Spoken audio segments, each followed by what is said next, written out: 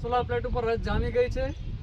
શું મિત્રો આપની સોલાર પ્લેટ ઉપર ડસ્ટ જામી ગયાના કારણે વીજળી ઉત્પન્ન ઓછી થઈ રહી છે, લાઇટ ઓછો ખેંચી રહી છે? તો જરાય ચિંતા કરશો નહીં। અમારી પાસે હાજર છે 12 ફૂટ લાંબો સોલાર પ્લેટ સાફ કરવા માટેનો મોપ।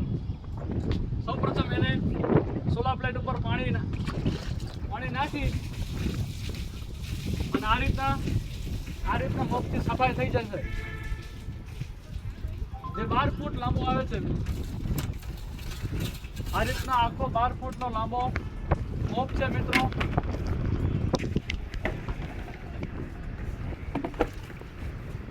જે આપ જોઈ શકો છો।